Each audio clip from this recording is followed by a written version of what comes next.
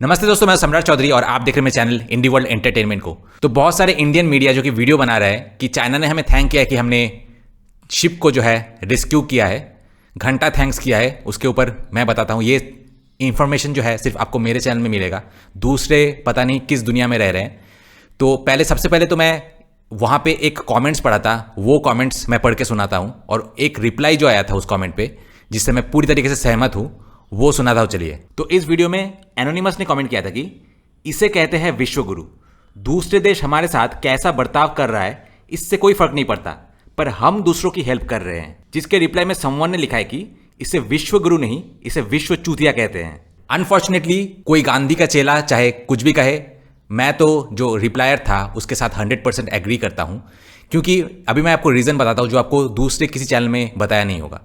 मैं जब ये न्यूज़ सर्च कर रहा था, एक दिन पहले सारे जो न्यूज़ आए थे, हर घंटे का न्यूज़ वो लोग कवर कर रहे थे, लेकिन जैसे ही इंडिया ने रेस्क्यू किया, अचानक से सारे न्यूज़ ये रिलेटेड, इससे रिलेटेड जो भी न्यूज़ है, सब कुछ बंद हो गया। पहले पूरे चाइनीज़ मीडिया, ताइवान मीडिया छाया हुआ था ये न्यूज़ कि हर न्यूज़ ओवर में एक ही न्यूज़ का अलग अलग, सिर्फ टाइटल में भी, इवन टाइटल भी सेम है न्यूज़ का।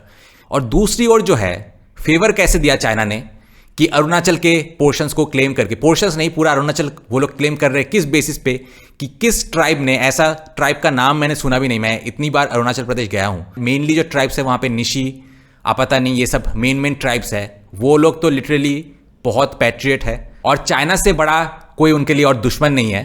बट क्योंकि मैं सारे न्यूज़ आउटलेट्स फॉलो करता हूँ, वहाँ के मीडिया, वहाँ के लोग, जिस तरीके से उनका रवैया है, एक बार भी इंडिया को थैंक्स कहना तो दूर की बात, इंडिया का मेंशन तक नहीं किया। और इनको हम चले हैं हेल्प करने। अगर मैं मोदी जी की जगह में होता ना, तो मैं बोलता कि देखो भाई, पाकिस्तान और बांग्लादेश जिनको तुमने अपना रखेल बना के रखा है, उनको बोलो ना। अभी कुछ दिन यूनुस खान जो है गया था कि गार्डियन ऑफ द ओशन, तो बुलाओ भाई गार्डियन ऑफ द ओशन को, वो रेस्क्यू करे ना। इंडिया को क्यों बोल रहे हो? तुम लोग एक तरफ से इंडिया का लैंड क्लेम कर रहे हो और ये एक्सपेक्ट कर रहे हो कि इंडिया तुम्हारे सिटीजन्स को रेस्क्यू करे। खैर, अभी तो एक कहावत ही हो गया है कि India never misses a chance to miss a chance. तो चलिए आज का वीडियो शुरू करते हैं और चाइना ताइवान के फेस से जो है नकाब हटा के, मास्क हटा के, मैं उनकी असली रॉ चेहरा जो है वो आपको दिखा रहा हूं कि किस तरीके से उन्होंने इंडिया का फेवर जो है रिटर्न किया है। So let's start.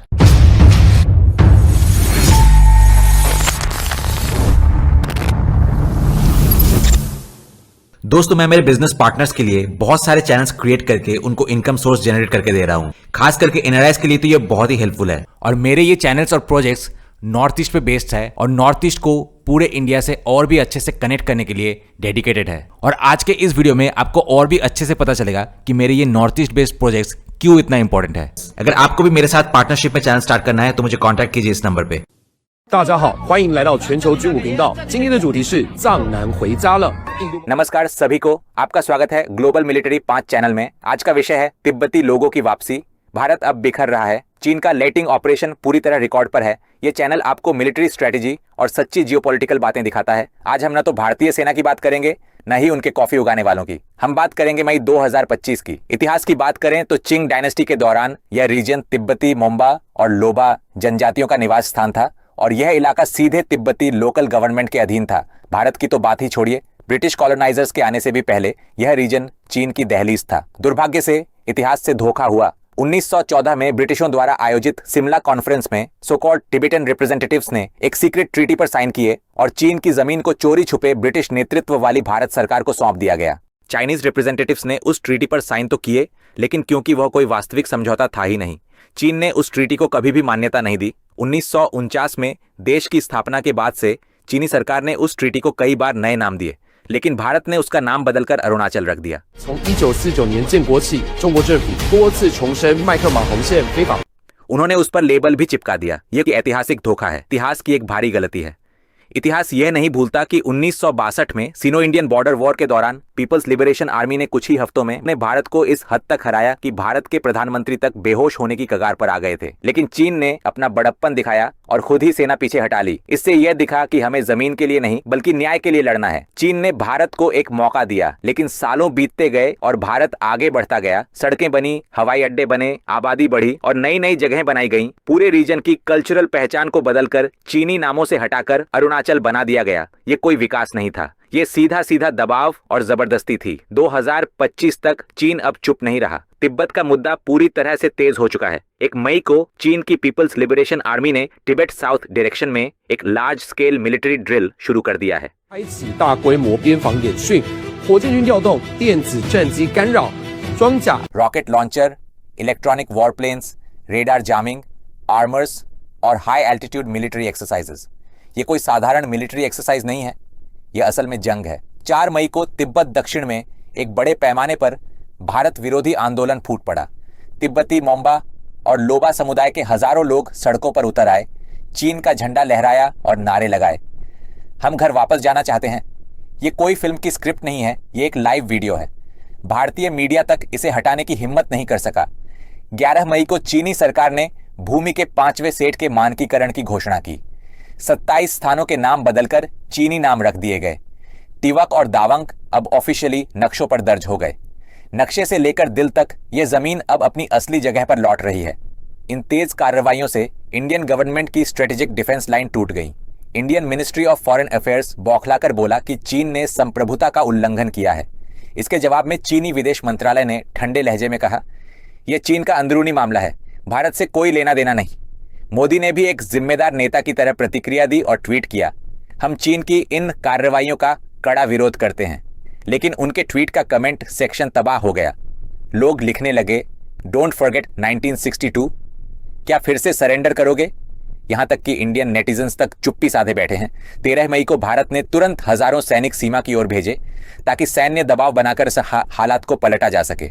印度紧急向藏南地区增派10万名兵力，试图通过军事压。 लेकिन पीपल्स लिबरेशन आर्मी पहले से ही बेडो सैटेलाइट का इस्तेमाल करके पूरे सिटी को लॉक कर चुकी थी। जिन पहाड़ियों से भारतीय टैंक घुसते थे, वहां तक की हर गतिविधि लगातार चीनी ड्रोन से रियल टाइम में भेजी जा रही थी। भारत ने गोली भी नहीं चलाई थी और चीन को पहले ही पता चल चुका था कि अगला कदम क्या होगा। तिब्बती रीजन के निवासी तिब्बती मोम्बा और योरुबा हैं। उनकी भाषा और आस्था तिब्बती संस्कृति के अनुरूप है, भारत से कोई मेल नहीं खाती।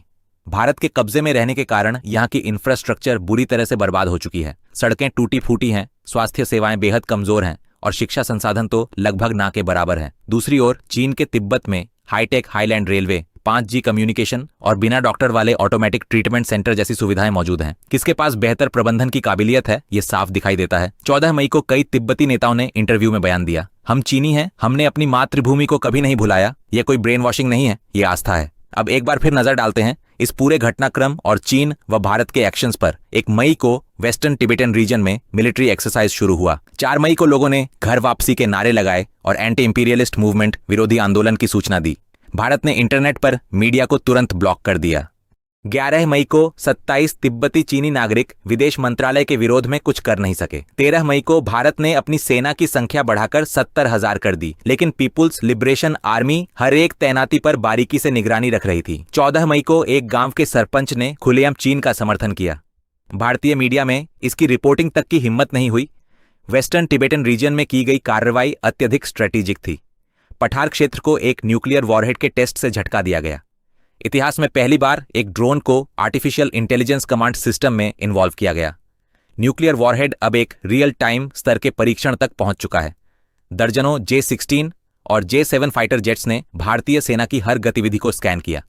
रडार जैमिंग, रात में हस्तक्षेप और पठार में की जा रही हर एक एक्शंस रिकैप्चर की तैयारी का हिस्सा थी। चीन का रुख इस जमीन को लेकर पूरी तरह स्पष्ट है। ये कोई विवाद नहीं है, यह हमारा रीजन है। इसकी वापसी केवल समय की बात है। चीन और भारत के बीच यह विवाद महज 2 देशों की लड़ाई नहीं है, यह कॉलोनियल हिस्ट्री और मॉडर्न डेमोक्रेसी की टक्कर है।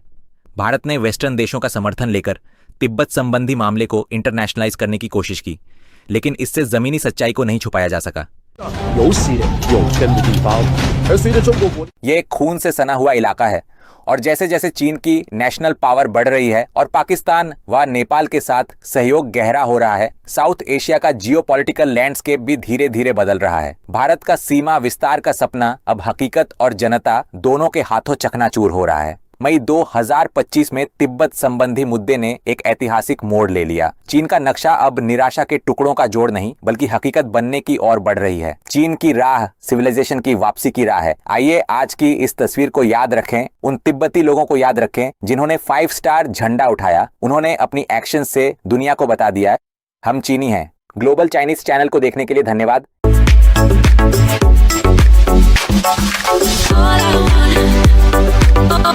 कमेंट्स मैन एंथनी ने लिखा है कि शायद जब साउदर्न तिब्बत अरुणाचल चीन को वापस मिलेगा तब भारत फिर से 10 दिन का जश्न मनाएगा। उसके बाद जाजा वाइटी ने लिखा है टैग, अगर मेनलैंड चीन साउदर्न तिब्बत वापस लेना चाहे तो मैं आर्मी में भर्ती हो जाऊंगा। भले ही मेरी ताकत पीएलए जैसी ना हो, लेकिन मैं सामान उठाने या लॉजिस्टिक में मदद करूंगा। मर भी जाऊं तो कोई गम नहीं। उसके बाद रीजन की लॉ ने लिखा है, चीन सदर्न तिब्बत अरुणाचल की वापसी का स्वागत करता है। उसके बाद चेन 7 और 8 ने लिखा है कि हमें साउदर्न तिब्बत का मुद्दा एक बार में पूरी तरह से सुलझाना चाहिए और पाकिस्तान की कश्मीर समस्या में भी मदद करनी चाहिए, तभी ये रास्ता खुलेगा। उसके बाद रोनी वोंग ने लिखा है कि अच्छा होगा अगर साउदर्न तिब्बत चीन को वापस मिल जाए। उसके बाद सीजमॉल हावर्स ने लिखा है कि सच में अगर ये सच होता तो बहुत अच्छा होता। मैं एक ताइवानी हूं और साउदर्न तिब्बत को वापस लेने का समर्थन करता हूं। उसके बाद वुहान जॉय ने लिखा है, मैं 2018 में सेना में था। 2020 की गलवान वैली की लड़ाई में संख्या या ताकत में नहीं बल्कि हमारी एकता और हिम्मत से हमने जीत हासिल की। इंडियन भाग गए, हमने पीछा किया, बहुत मजा आया। उनके साथी गिरते ही वो डर के भागे। ऐसी सेना क्या लड़ेगी। उसके बाद दाओयेन ने लिखा है कि पाकिस्तान हमेशा चीन के साथ रहेगा। उसके बाद बुन्यामिन ने लिखा है कि चीन अपनी हर इंच जमीन के लिए लड़ेगा और 1 इंच भी नहीं छोड़ेगा। उसके बाद यंताओफू ने लिखा है कि चीनी लोगों को मजबूत होना चाहिए, अपने आधिकारिक टेरिटरी की रक्षा करनी चाहिए, उकसावे में नहीं आना लेकिन दबने भी नहीं देना। चीनी लोग महान हैं। उसके बाद कैपिंग ने लिखा है, अगर साउदर्न तिब्बत वापस मिल गया तो हमें इंडिया से बचाव के लिए चीन वियतनाम बॉर्डर जैसा ऊंचा दीवार बनाना पड़ेगा ताकि वे चोरी छिपे हमला न कर सकें। उसके बाद यान पिंगवू ने लिखा है कि स्थानीय सरकार बनाओ, फाइनेंशियल बजट बढ़ाओ और साउदर्न तिब्बत को तेजी से मॉडर्नाइज करो। उसके बाद एयोकनिस ने लिखा है कि साउदर्न तिब्बत और लद्दाख में हमारे देशवासी बहुत समय से इंतजार कर रहे हैं। मातृभूमि ने तुम्हें नहीं भुलाया। उसके बाद गाशु वाफेन ने लिखा है कि साउदर्न तिब्बत के लोगों को दुनिया से कहना चाहिए हम भारत नहीं चीन के साथ जाना चाहते हैं। उसके बाद MLA033 ने लिखा है कि इतना बड़ा देश संभालना आसान नहीं होता, लेकिन हमें किसी और देश को अपने देश में घुसपैठ की इजाजत नहीं देनी चाहिए। मैं ताइवानी हूं। उसके बाद इजरॉजर ने लिखा है कि दुनिया भर के चीनी लोगों को एक होना चाहिए और देखना चाहिए कि चीन एक बार फिर विश्व के शिखर पर खड़ा होगा 100 वर्षों की बेइज्जती के बाद। उसके बाद वेन काई लिन ने लिखा है, ये तो स्वाभाविक है कि चीनी इलाका और चीनी लोग वापस चीन के पास आएं। स्वागत है घर में। उसके बाद आइस ब्रेक ने लिखा है कि भारत को देश के नॉर्दर्न ईस्टर्न स्टेट्स का हक नहीं है। वहां की एथनिसिटी, कल्चर और हिस्ट्री अलग है, उसे काट दो और इंडिपेंडेंस भूल जाओ। उसके बाद लाइहुंगी ने लिखा है कि अगर मौका मिले तो भारत को तोड़ देना चाहिए। आखिर में कुआंगफेंग ने लिखा है कि मुख्य वजह यह है कि चीन अब उठ खड़ा हुआ है और सच में ताकतवर बन गया है। तिब्बती लोग अब अच्छी जिंदगी जी रहे हैं, इसलिए साउदर्न तिब्बत के लोग भी चीन की समृद्धि के लिए तरसते हैं। पिछले वीडियो में मैंने ये भी दिखाया था कि कैसे अरुणाचल के लिए, अरुणाचल के लोग के लिए चाइना ये एक गाली जैसा है। बट हाँ, अभी रिसेंटली चाइनीज अपने पैसे से कुछ फ्रिंज एलिमेंट्स को फंड कर रहे हैं और कुछ इमिग्रेंट्स भी घुसा रहे हैं इन द फॉर्म ऑफ अरुणाचलीस, जो कि एक्चुअली अरुणाचलीस है नहीं। और ये लोग चाइना के सुर गाते हैं। That's still a very small portion, small fraction of the population. लेकिन इंडिया को बहुत अच्छे तरीके से बॉर्डर को प्रॉपरली सील करना है। ILP जो है, इनर लाइन परमिट, वो प्रॉपरली चेक करना है कि कौन आ रहे हैं, कौन जा रहे हैं, क्योंकि ये चीज़ चाइना कोशिश कर रहा है। बट अभी भी पॉपुलेशन का एक बहुत ही कम पोर्शन है। मेनली जो ट्राइब्स है वहाँ पे निशी, आपातानी, ये सब मेन ट्राइब्स है। वो लोग तो लिटरली बहुत पैट्रियट है और चाइना से बड़ा कोई उनके लिए और दुश्मन नहीं है।